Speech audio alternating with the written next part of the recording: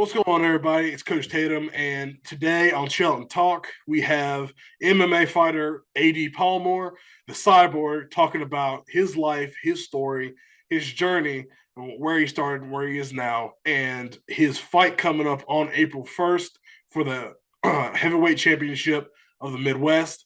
Really appreciate AD coming on and talking to my brother Ty and I about his life and journey through MMA and where he is now. And so, without further ado, AD Palmore.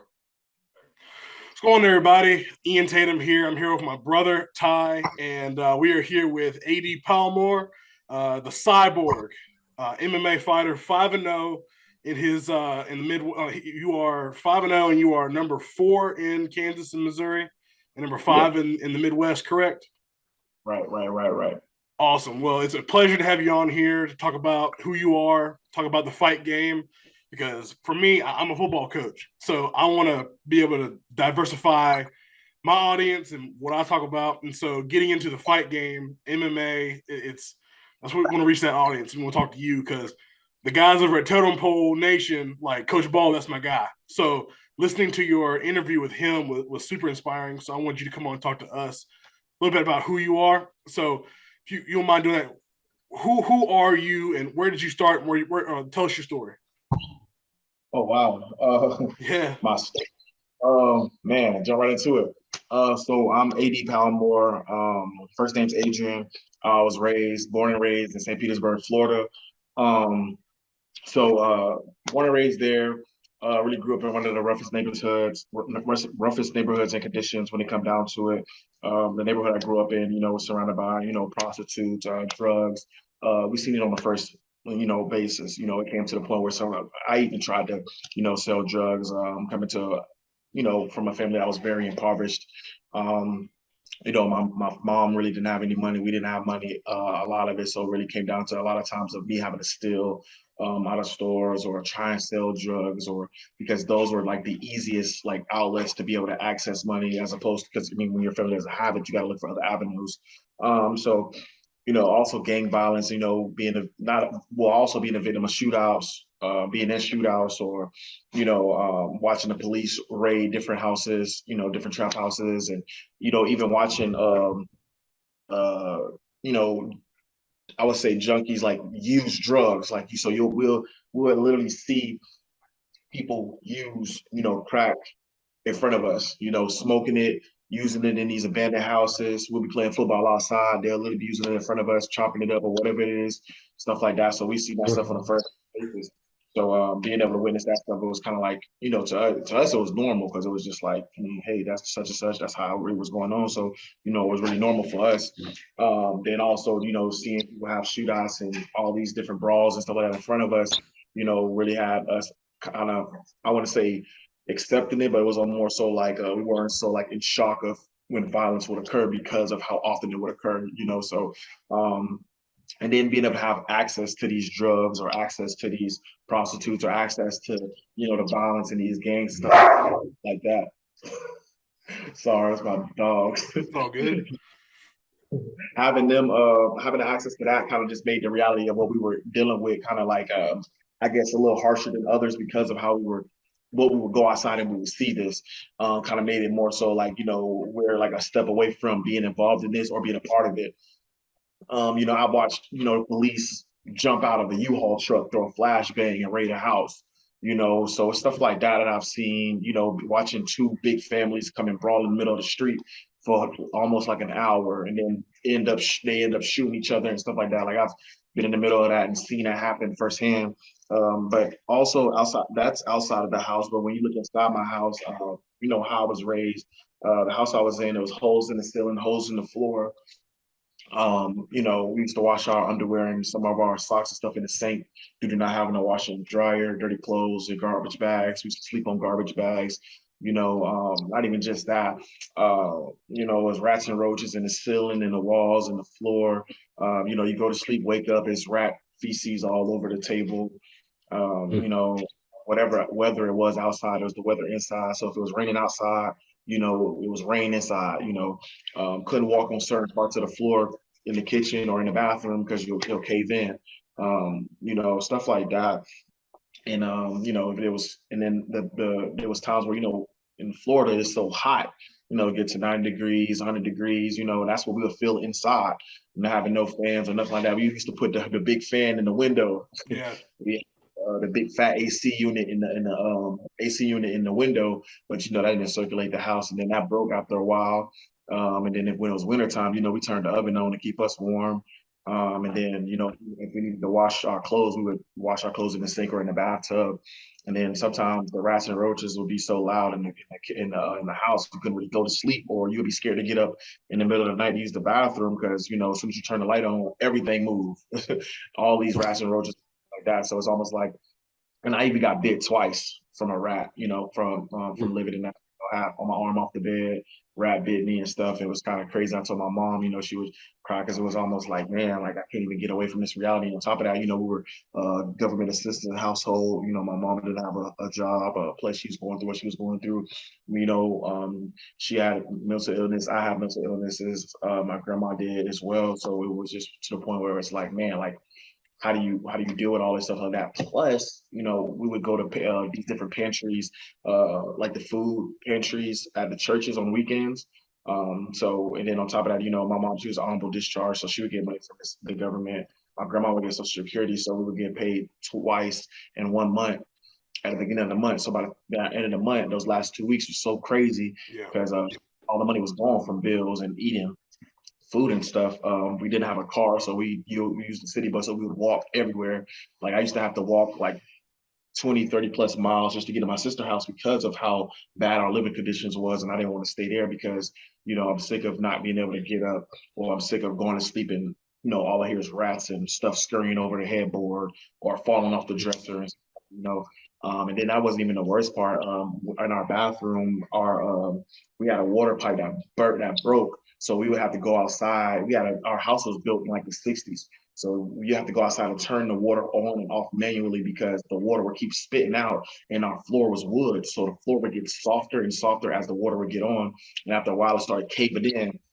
So we couldn't shit or piss in there, and we couldn't even use the bathtub anymore. My grandma, she has bad knees. She was 70, 60, 70 plus, so years old, so she couldn't use the bathroom. So I used to pee out, and I used to shit in the garbage bag on the side of the toilet, sit on the side of the toilet, and then just shit in the garbage bag.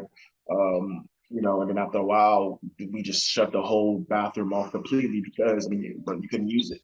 You couldn't use it. The floor was caving in, it was caving in, and it was just one of those things where, all right, X out that part of the house. So it was just one of those houses that you would look in and you would like see like how you guys survive in this kind of environment. Like you're not even gonna be breathing in this kind of. So yeah, we're sleeping on beds and sleeping on in garbage bags of our clothes and stuff. And it was pretty rough, And I would rebel against my mom and stuff about how we were living. We would go bump heads real bad because it was like, why are we living like this, not knowing, from an adult standpoint, what she's trying to take care of on top of what she was going through personally. It was almost like me challenging an adult with not knowing the circumstances fully of what was really going on. So we bumped heads real bad, and I ended up trying to stay with my sister, and a lot of stuff went haywire between that. And if it wasn't for my sisters being able to help me and save me, and me staying at their house and stuff like that, and me getting into it with my mom and me going to be living in a group home for a certain amount of time, I wouldn't have been able to make it all the way this far, with them being able to push me to help me out with my living arrangements so I could then make it to college and stuff. So those are my living arrangements, and I was able to finally buckle down in high school and finally get my stuff together to get my grades and stuff up, and was able to go get a scholarship and play football at Morgan State. Transferred from there from a year. Then I went to Arizona Western for 2 years, which is a junior college. I was playing football there, and it was supposed to be my breakout year, my second year, to finally get my name out there and everything like that. But the first year, I had real bad trouble. I got real bad anxiety. I got general anxiety disorder, major depression disorder, recovering from PTSD, and I have ADHD combined type. But I didn't find that out until way later. So what happened is I played receiver and tight end. So what happened is when I would get the play, I would get to the line of scrimmage and I would overthink so much. You got to remember the play. I would see the coverages, see what I have to do, see what my assignment. Plus, I would run in my head about what would happen if I get it wrong, and then I would continually go on that. So then when I get it wrong, then back in my head again. So, but I didn't realize that later on I had a disorder that was making my anxiety amplified even more than what it was. So, I met in my first year, I didn't really do as good as or well or anything like that. I mean, then my next year, I was supposed to have my breakout year and everything like that. Come to find out, a week before the last week of camp, the next week we're supposed to have our preseason game. I sprained my MCL and ACL, tore fibers in my hamstring, and I created a whole bone bruise from the middle of my shin all the way to the top of my kneecap. So I was out for the whole year. Wow. Yeah, that was my last year, man. So I spent the whole spring there because they said I was on good behavior and I was good to stay there because I was supposed to graduate in December and then leave. But I stayed there for spring to get some looks and stuff like that. Ended up going to USF, got there, ended up getting in trouble at USF after a year. I had picked up a credit card and kept it, and the next day I was going to return it, but I ended up paying for my traffic ticket that day. We had practice, and I was like, you know what, then go get some food. But I ended up using the credit card that I had found for food, and then they ended up reporting it stolen. Once they reported it stolen, they couldn't do nothing but take. So then once my coaches found out about that, they're like, hey, you're off the team until you're proven, innocent or whatever. Kind of find out. They didn't even care if I was proven innocent due to the fact there were so many negative things that was going on with USF players. If they let me go, if they kept me, it would just looked really bad for them. Plus, they didn't think that they needed that attached to their image anyway, especially when they are trying to, rebuild and everything like that. My other friend who got in trouble at Washington State ended up hearing about my story was like, hey, look, let's get you situated. We're going to go ahead and try and go play football at University of Central Oklahoma. I'm like, all right, cool, bet. Let's go ahead and let's get it done. So I ended up going with him to Central Oklahoma. The coach was like, hey, we'll take care of you. Your teammate is like a brother to us, like a son to us. He's like family. I played football with his dad. Let's go ahead and get it. So I'm like, all right, cool, let's go, And while I'm fighting 2 charges of credit card fraud and petty theft. One of the football players from USF ended up giving me their attorney's phone number, and she ended up. I ended up telling her my whole story. She was like, "Okay, good, great. We'll work with you. It's gonna be $1,500 per charge." So I was like, "All I got is 300." So my sister scraped up the money, gave her $300, and I had to end up going all the way across the University of Central Oklahoma. So after that ended up happening, she was like, "Hey, look, go chase your dream. Go do what you need. I'll show up in court for you. I need you to go to school." I had a public health major, and I was supposed to be talking to the dean of public health at USF about, being more of a philanthropist in the community, about helping out, give back, stuff like that, being in the mental health area. But what ended up happening was when she found out about what happened with me and the credit card fraud stuff, and my coaches told her, she just turned her back on me, sent me a whole lengthy email about how you need to give up on football and go take care of your kids. You have a family at home. You shouldn't be in college. You should go and be doing that. And I'm like, why would you leave college? Like, it was supposed to be my way of like making a better chance for myself and my family. So I'm fighting charges. Plus, I couldn't see my 2 kids at home, and so I'm just in a point where it's like, well, I gotta go make sure this offer at University of Central Oklahoma counts. So I go all the way over there. They say, don't worry about anything. When we come here, we'll get you an apartment, we'll get you a job, we'll pay you this amount of money and all that. As soon as we get there, driving all the way over there in a 2007 Chevy Cobalt with all of our stuff. Full back to this. Once we get all the way from there, we get to Atlanta. We spent a week in Atlanta with Peter Warwick's family. We helped them move, and we chilling in Atlanta, working out and everything like that. Then they finally give us okay to finally go all the way over there. And the first thing they tell us is that, hey, look, we don't have any money for you, AD. Unfortunately, we don't have a scholarship for you. We were trying to figure something out for you, but we don't have a scholarship for you. So, I'm sitting there crying. I'm like, man, I'm facing charges back home. I can't see my family when I go home. I have nothing to go home to as of right now. My family is still poor. My family is still struggling. I have nothing to go home to. He was like, I said, I was like, you know what, forget it. I guess it's the end of the road for me. I'm just gonna pack myself up and leave. My teammate was like, nah, bro, stay with me. We finna go figure out something. We're gonna figure out where you're gonna stay at. So then the coach who brought us in there, who was like, hey, your guys like family, we ended up finding out he ended up bringing us up there without telling anybody else. So I called the head coach, and the head coach was like, hey, from my understanding, we didn't even know that you were actually coming up here. We thought that you were still fighting 2 charges back home. Well, we couldn't give you a scholarship knowing that you could potentially be found guilty and serve jail time. So I'm like, wow, you know what? You can come up here and talk to me, and we can try to see what we can figure out. I go up there, come to find out, due to eligibility issues, they found out while I was already up there on the way that I was not eligible anymore to play D1 football or NCAA football because of transfer rules, because of how many times I've transferred and due to how many years I've had. But I was already on the way, and they knew that if I found that out, I would have never came. But they needed a way to get their player all the way up here. So my teammate, my friend, he ended up getting a scholarship. I didn't, and they tried to send me to either Langston or Bethel. And I'm like, no, I'm not going nowhere. Y'all gonna figure out I'm playing here. I say, I'm gonna shit on your couch. I'm gonna shit on in your toilet, sit on your couch, shower in your shower, eat out your fridge until y'all figure out how to play for University of Central Oklahoma. So a couple days later, my teammate got kicked off of the football team with a big total misunderstanding. I ended up meeting him at the practice field, like telling him what's going on. And we went back to the dorms. He told me the whole story about what happened with him and everything like that. Then the coach called me like, "Hey, where you at?" I'm like, "Hey, I'm at the dorms with Kyron." He's like, "Okay, I'm gonna drop your stuff off." And so he dropped the stuff. I'm like, "What's going on?" He's like, "Well, I just need to let you know, like, I need to figure some stuff." I'm like, why do I gotta keep my stuff? He was like, "Yeah, I'm just gonna give you your stuff. We're gonna figure some stuff out." And he kind of like just drove off. So in my mind, I'm like, "What's going on?" We got like $30 to our name left, between me and him. And I'm talking about we're splitting 4 for 4 meals at this point. Cutting cheeseburgers in half and sharing it, sharing large fries. We didn't have any money. We came up there with literally the rest of the money we had left. So the next day he gets released, and he gets a phone call from a team in Georgia to go play, and then they give him a train ticket, and then now he's on his way back to Georgia to play football while I'm still trying to figure out if I can even go to school or not. So they were sending the police and players through the dorms to see if we were still there, because they were trying to say that we were trespassing and that they were going to kick us out.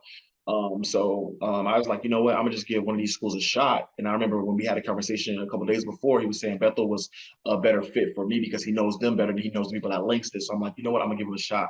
So I called them. They're like, "Hey, look, we'll pay you the max to come here. We need you. We want you. We know what kind of player you are. We watch the film. We know where you're coming from. So can we just go ahead and get you?" So I sent them my information and stuff like that. And they were like, "Hey, look, this is a private school, so hopefully your grades are good enough, but we're gonna try to give you the highest in academic scholarship and the highest in money we give you from the sports scholarship." Come to find out, they paid me the max amount of money. They said that they didn't know my GPA was so high at a 3.2, so I ended up coming in and ended up at Bethel and playing football there. Ended up graduating from there with my psychology degree. So I'm 2 degrees in. I got a psychology degree and a general studies associate's degree that I got from Arizona Western. After I graduated from there, played arena football. And then after I played arena football, my off season, I was going to train and do jujitsu and MMA because that's what my manager wanted me to do at Verizon. I ended up doing that.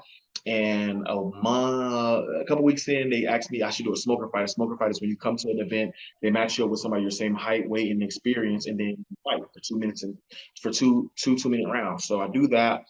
But they was hounding me for 2 weeks, and I'm like, nah, I'm just doing this to train, to get in shape for football. So I'm trying to gain weight. I'm playing a new position and everything. So come to find out, I go up there after I'm hounding for two weeks. I go up there and fight.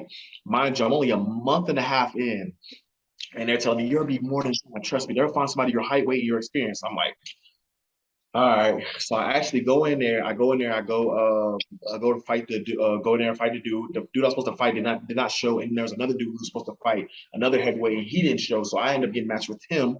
So I'm like, man, okay, this is pretty cool. I'm up here with my teammates. I got 2 of my other teammates that I'm training with. They're up there. They're fighting this smoker fight. So they go first. They do really good and everything like that. So that's their first fight. But they've been training a little bit longer than me. So it's my turn. I go. I pick my music. I'm walking out. I'm all hyped. I'm like, man, this is crazy. I got my own music. I'm walking out to it. There's people in the stands, and I'm like, they go. I get in the cage and they close it, and I'm like, I'm really in here. What the hell am I doing? They send another dude out. The rep is in there. He said, "You ready?" I said, "Hell, fuck it." So then they let us go. We fighting, and I beat the dog shit out of this dude. Come to find out after the fight, I'm like, man, that was dope. I love this. So I'm swinging like we in a street fight. Like I'm I forget everything I don't learn training wise. We end up getting to the getting backstage after the fight and everything. He's like, "Hey man, good fight, man, good fight." He's like, "How long you say you've been doing this?" I said, "A month and a half." He's like, "What? You've been fighting for a month and a half?" I'm like, "Yeah, I ain't been doing this for long." He's like, "Bro, I've been training for 4 years, bro." He's like, "Please stick with it." With it, shook my. He like, "Bro, stick with it. I'm telling you, bro, stick with it." And then my coach wasn't able to make it to that fight. So when I went back to practice, I told my coach what happened. He was like, "So what are you gonna do with it? You know, you got 15 years in this. You're 24 at the time. I was 27. He said, "You're 24 right now. You get into fighting for 10 plus years. Plus, you're heavyweight and you're athletic, so you're way ahead of the curve." He's like, "I can definitely see you doing something crazy with this." So, and then I was still trying to juggle football. I'm at 24. I'm like, if you haven't made it by 24 and you're not getting those big looks and you're way deep in there and you haven't been to practice squad or something, like, chances are very slim that you make it or get that big break. So I'm like, fuck it. That day after that conversation after with my coach, I gave up football and been fighting ever since. So Eddie, that's a lot. That was awesome. Let me ask you a couple questions. Uh, so your story right now, I'm just processing everything you're going through. Rough background, rough living conditions, you know. But everything I keep listening to you talk about, you sound so. I know I'm sure this is after the fact, but you sound so positive about everything. But you've gone through so much adversity. Like every turn you come to, like adversity, like the living conditions, mental illness, getting transferring schools, not having no money, living off of nothing, adversity. But then you get to just a chance, like almost like a chance meeting of like fighting, and it worked out. And you're fighting for literally training for less than a month, like more than a month, and you beat the crap out of this dude. So now you're like, oh, now I can do this. Like, is that how? Is that like your motivation was like, hey, I just beat this dude. He's been training for 4 years. I've been a month. I'm technically behind the curve, but I'm ahead of this guy. So like, did that just boost your confidence or what? I think what it did was it put things in perspective of like what I should be doing. Yeah. Like even growing up, I actually wanted to do karate before I actually wanted to play football. To be honest, my family was poor, and it's way easier to go outside and play catch and stuff with your friends than be like, "Hey guys, you want to do karate?" Like you got to actually learn that. It's way easier to recreationally play football with your friends and basketball and stuff. So the fact that I was able to get a second chance at doing it now that I've gotten older and I've got better of a skill set and I've learned other things that I've learned from football and applied it to this fight stuff, it was like I always feel like I was behind the curve, like always. I'm like, bro, people, you hear about people been, yeah, I've been boxing since I was 2 years old. Like you hear those stories, and I'm like, man, I got to get better fast. And if I'm going to do this now, I need to do it now. But what everybody was telling me, it was like, bro, you're athletically gifted than a lot of these guys, and you're so ahead. But it just put a fire up under me because it was like, man, look, okay, if I couldn't make it to the NFL, I didn't make it to be this monumental figure like Shaq or Snoop Dogg in football. So if I'm gonna do this fighting stuff, I'm gonna go crazy. I'm gonna go ahead and be exactly what I want to do with football, with fighting.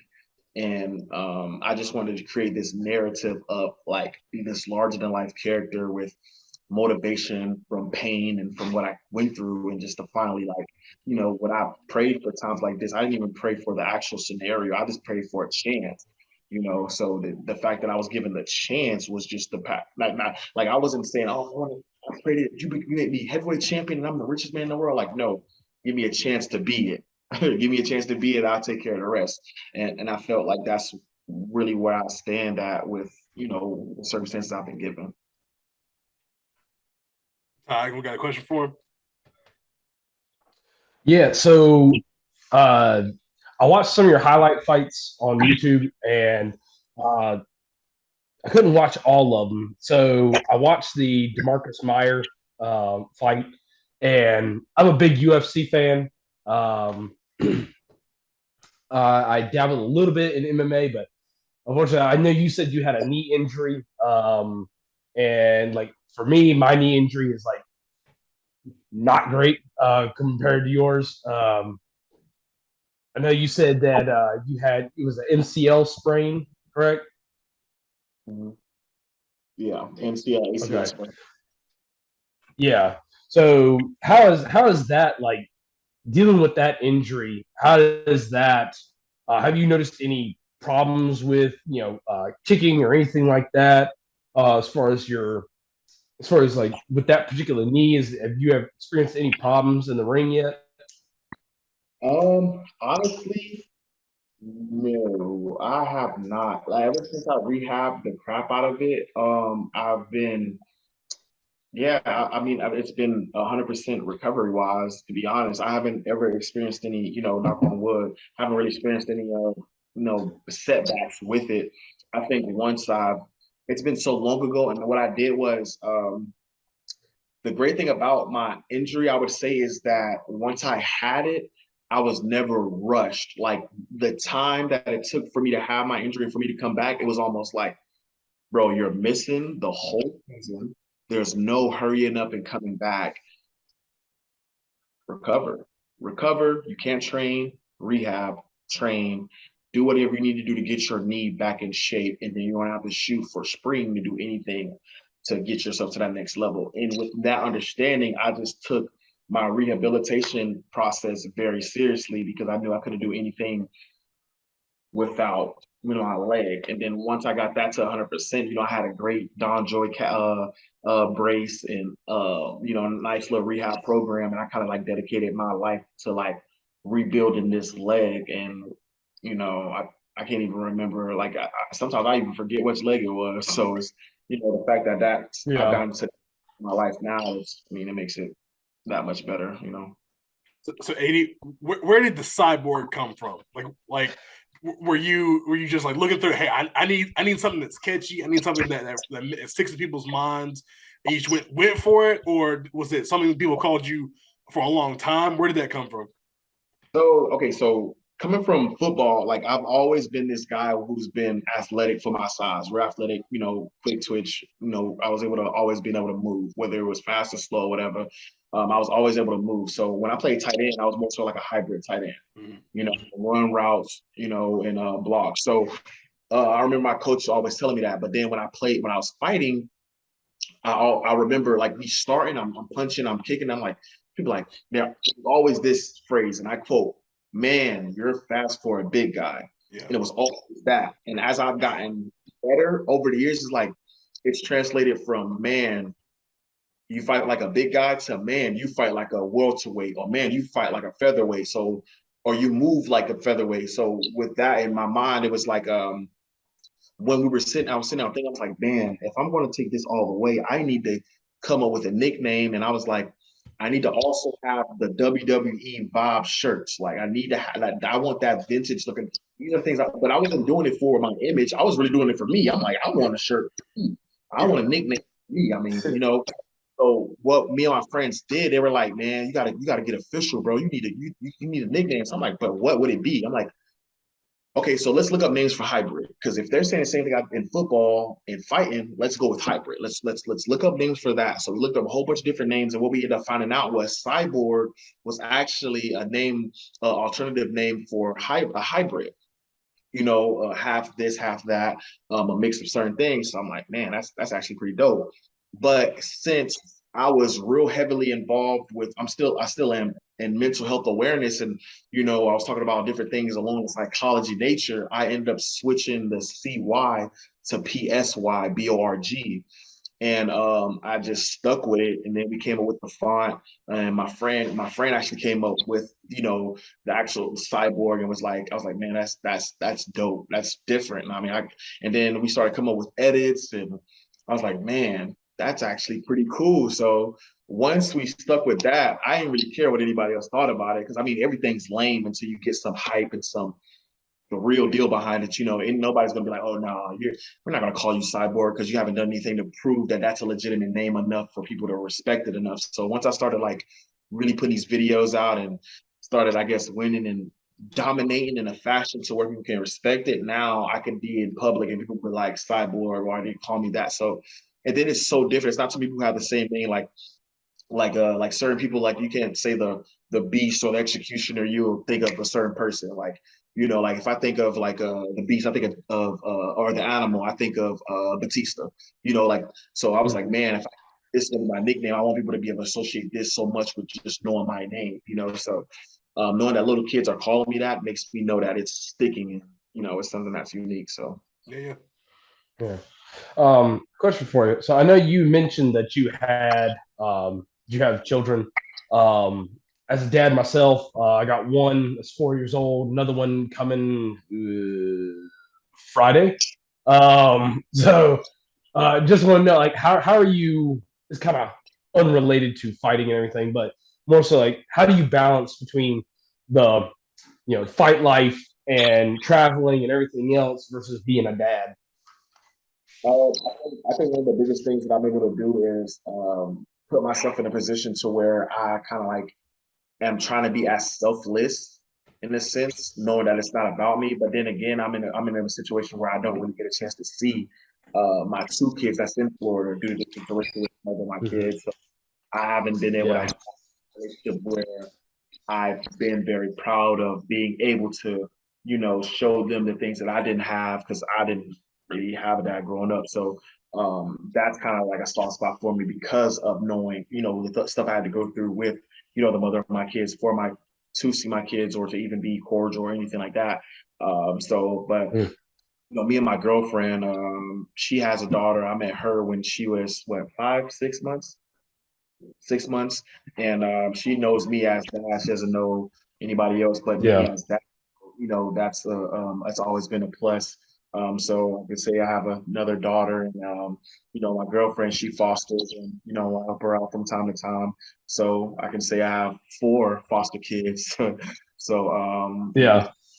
all that on my plate, I mean, I think I find the balance of being able to do all that with just being able to have that downtime and understanding. Because I mean, I worked in a group home, I worked in, you know, these mental health areas. And I've been able to find out the different things that work for kids and stuff and be able to help give back. Plus, you know, with me working with kids with autism has always been able to help me learn the verbiage and language of how to be able to help, I guess, the broken heal in a sense. So it's just a matter of learning that language and creating a space for people to be able to be vulnerable in a healthy fashion for these people to stay around and stick around, you know. Yeah. Man, you're awesome. I mean, this is fantastic, man. I really do appreciate you coming on. Like, I saw on Twitter that you just announced that you were going to be fighting in the heavyweight championship. It's EFC heavyweight championship. Explain what EFC is, what level that is for people that aren't familiar with that level of MMA and fighting like that. So it's a big deal. I mean, I'm excited. Ty and I'm sure gonna be watching on April 1st. What exactly is that? What's the level of that? And how big is that for you? So EFC is a local show here in Wichita area, and what it does is it gives athletes such as myself, pro and amateur, to be able to showcase their abilities on a stage that is presented into a professional fashion. So from photographers, from the media coverage to the interviews to the, I mean, for the audience, from the tables, I mean, just the whole overall experience is almost like our version of our UFC here locally. So AFC Evolution Fighting Championship is where I've been able to make my MMA debut a little over a year ago, back November, and it's a big deal for me, is because not only am I able to have my last amateur fight here, but I'm also able to have a title fight for the first time here in Wichita. Plus, it'll be on the card where my coach is having his last fight as well, Dave Rickles. He'll be having his last retirement fight on the card, so that'll bring a lot of eyes, a lot of attraction, and for me to be able to fight on the undercard with such a big deal, with it being a championship fight, it makes it hold that much more magnitude. Plus, I'm so close in the ring of being number one heavyweight. Hopefully, he accepts the fight. But I'm looking to fight the number one heavyweight in the Midwest. So it'll be the battle of who's the best in the Midwest. And once I beat him, it'll just solidify it that much more that one, I'm the best in the Midwest. Two, I did it here in Wichita, and then three, I did it, for a title fight to solidify it, you know. So then I'll be on my way to, you know, make one pro. So it's just one of those things where it's just a really big deal to anybody who knows me or who's here in the area. So going to school at Bethel, that kept you in Kansas. That's why you fight in yeah. that region. Okay. So once you become a number one, would you fight other number ones in the region? How does that work? How did moving up? Honestly, well, yeah, but back to what you said about the Bethel thing. Yeah, me going to school here in Kansas, and then the love I generated out here. So I love Kansas for accepting me, and with open arms. Because when I came here, a lot of people were like, "It's gonna be racist. They're gonna hate you. There's nothing in Kansas." And I've received more love here than I've ever received anywhere, and I mean anywhere. So I'm very thankful for here, and I couldn't have asked for a better place to have, you know, take another step in my career and in my life to be at. But yeah, after this fight, I mean, I would love to, you know, fight all the best in the region or in the surrounding regions for see who's the best in the Midwest, but I mean in the country. But the thing is, I'm to a point where I'm almost ready to go pro, you know, and after this fight, you know, I'm going pro. So I'll be making, you know, my pro debut probably sometime in fall or something like that. So that's probably where I'm gonna end up heading at with it and going from there. Heck yeah. Hey, I mean, I know I'm getting a Cyborg shirt, hat, whatever I can get. I mean, shoot, you were on our podcast, and I'm be supporting because I'll be honest, you know, outside of big MMA, like the Conor McGregors and stuff like that, like people that people know, because MMA is still relatively newer in the scope of sports, so it's not as big. So I think I want to get on a fighter that I want to support, and obviously you are going to be that guy. Uh, you know, I think that it's awesome. You're going to be taking your pro debut probably in the fall. So, what does that jump look like? Do you fight in April, and then you go to a promoter or somebody? I don't know how it works. Like, hey, I'm going pro. I need fights. Like, how does that work? So the good thing about me is that I've made it created enough noise that promoters like come to me. Yeah. I'm respectful enough for people to know that I'm not a hassle to deal with. I'm not making crazy demands like, hey, if you bring me in, I need $1,000 trillion to come in. I'm never a hassle to deal with. I'm always entertaining to watch, and I bring something different to the fight atmosphere that I feel like other fighters don't bring. You know, after my fights, I go into the crowd. I literally thank every individual for coming, you know, shake their hand. I have shirts and jerseys that I sell on hand and hats. And I tell them, hey, look, I'm selling my merch. If you want to ever support a local fighter who's, you know, just trying to make an honest living and stuff like that, you can always purchase a shirt, a hat, or a jersey. Just help me out. Also, here's a card, a business card with the QR code of what my clothing line is. And also, if you want to be able to follow me on social media, you can go ahead and follow any of my tags on there from TikTok, Instagram, Snapchat, IG, Twitter, you name it, even Facebook. So it's just a matter of just getting my name and stuff out there because people remember stuff like that. Like just imagine if you was a kid and the person who knocks somebody out, he comes into the stand and tell you thank you for coming. Like, what do you mean thank you for coming? Thank you for what? Like, can I get a bit? And I ask the kids every time they say, hey, good job, we love you. Like, oh my gosh, you're my favorite fighter. And I'd be like, hey, look, can I take a picture with you? Like, and they just love it. They eat it up. Like one of the girls, she walked up to me with her little teddy bear. And was like, you picked me up. Like it was just, you know, it's just dope stuff like that. And, you know, after I get finished with this fight, what happens is, you know, I have a couple promoters that I fought for before. They always said I'm welcome back. So it's almost just like, okay, what am I doing now? What am I looking to do? What am I looking to accomplish? And then, you know, I sit down with my managers over at KO Reps. Yeah, shout out to KO Reps, my managers there. They're the same rep. They're the same managers who manage Errol Spence, Terrence McKinney, Juliana Pena, who else? Kevin Holland. So I'm an elite company. So to be able to, I'll come to them like, hey, look, these are the promoters that's asking me to fight. These are their dates. This is who they may want me to fight. And then, sometimes my manager comes to me with dates and people who I want to fight. And I'm just like, whether I have time for it, what my injuries are looking like, what does my schedule look like, stuff like that. So it just a matter of when or if it makes sense to accept and keep going. So. Yeah. I got a two-tier question for you.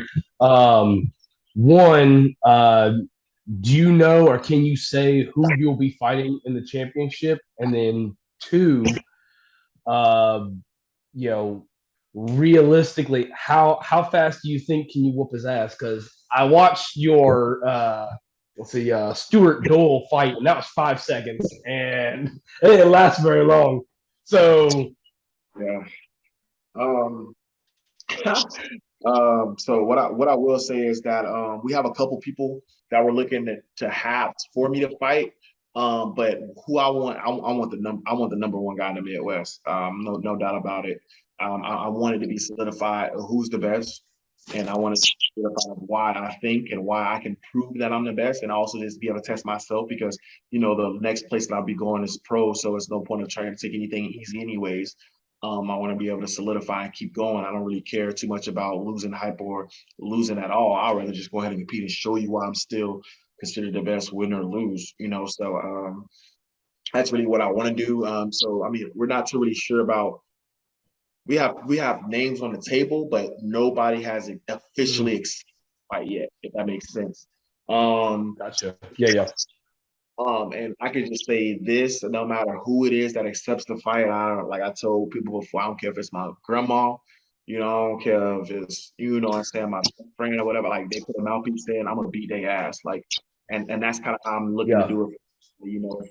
It's not my job to stop it's the job's ref to save an individual in the ring from getting furtherly harmed, like to the point where it could be fatal. And I'm going until the ref does their job. I'm not stopping till the ref does Yeah. their job.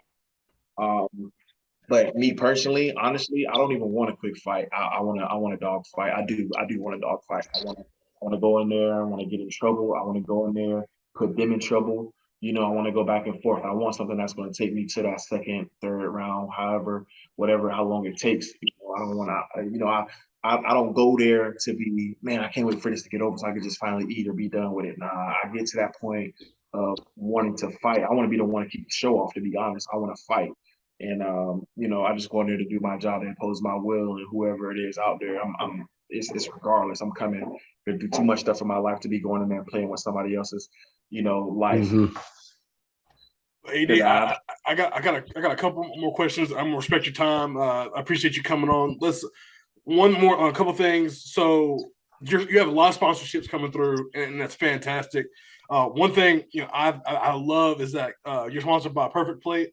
And as an offensive line coach, as a foodie, I appreciate it because I was going on your videos and seeing the food you was eating, and that stuff looks amazing. So talk about that stuff. Talk about Perfect Plate and the food and the nutrition and the food that you go through, and that sponsorship. So shout out to Perfect Plate. It was my meal prep sponsor. The great thing about Perfect Plate is what it does is it gives me a selection of foods that's going to be, gluten free, and they give me a lot of selection that's going to help me be able to eat cleanly, but also be fed fully. So it's clean foods that can help me stay fueled, but also clean, so I can continue to be able to stay fresh while I'm, giving out so much output throughout my fight camp, or just in general. So what I end up doing is they'll supply me now with 7 meals throughout my week, and I'll either choose breakfast or lunch or dinner or whatever. And then what I'll do is I pick it from the fridge. There's a menu they have, and they put a certain amount of meals out that I selected from the fridge. They even have keto selections, and I'll just go in there and I'll pick my foods and I'll come in and make my video to share with the world what I'm eating for the week, and I'll just reload and stock up every week. So I'm actually going there tomorrow to pick up my meals and stuff. And it's just always been great to be able to have somebody in your corner that's going to help you get that edge on your opponent. So No doubt. So after this, I'm gonna let you go. But I asked this question to everybody I have on. What is one standard piece of advice that you've been given, or somebody has given to you that you can share with the world and the viewers that are watching? I think some of the best advice is that I think you have to have perspective and be a visionary. There's a lot of things that we have going on in our life that we experience through visions that we ultimately have to try and find reasons for. But I would say that a lot of things that you may see, in a sense, is God's way of telling you, this is what I'm trying to show you for it to be possible and potentially done for you. That's why it's a vision for you. That's why you have dreams. And I think the reason and behind all those things is for you to understand that not a lot of people are going to agree with what you have going on.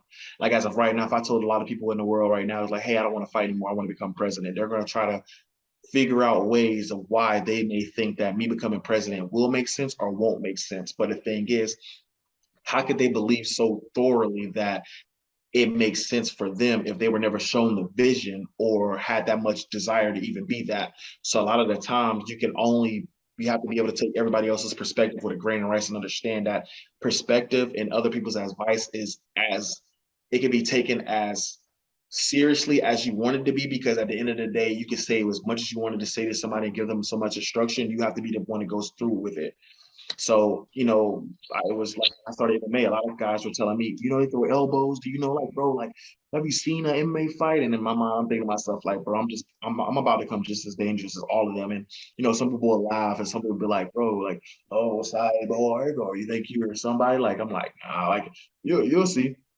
Some of my close friends and some of the people I thought I were close with, I thought they were going to come to a fight or buy tickets and stuff or even get a shirt, Not too many people were getting it at first, stuff like that, but now I'm creating some steam and stuff, and now people are trying to start being like, oh man, let me go ahead and get a shirt, or let me get tickets, or where you fighting again, And the thing is, it was just like, this is what I believed in before you ever thought it was even possible.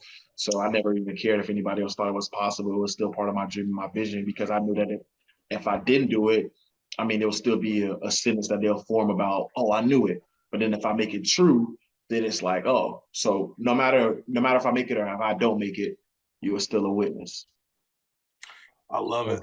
Ty, you got anything else for him before we let him go? Just one. Where can we watch the fight?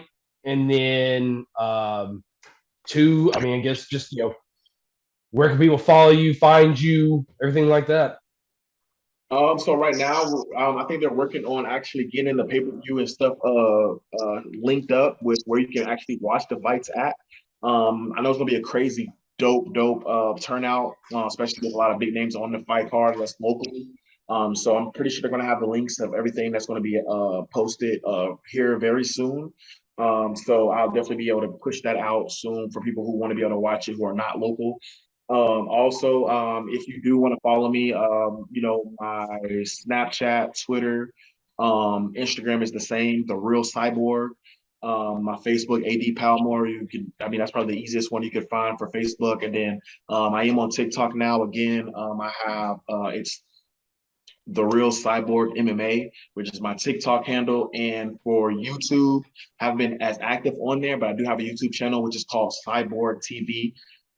So yeah, that's kind of how you can reach me to stay in tune. I'm always announcing something, and I'm always got some stuff in the plans and in the works. So keeping up to date with me would always be a plus. Awesome. Well, I really do appreciate you coming on and sharing your story of where you come from and to where you are now, and you're killing the game right now. And coming on our little humble setup, coming on here talking to us, I really do appreciate that. And AD Palmore, the Psyborg, be fighting April 1st in the heavyweight championship. Whoever takes it, God help him. But yeah, we appreciate you coming on. All right, man. Definitely. Appreciate it. Appreciate you guys. Yeah, everything around me.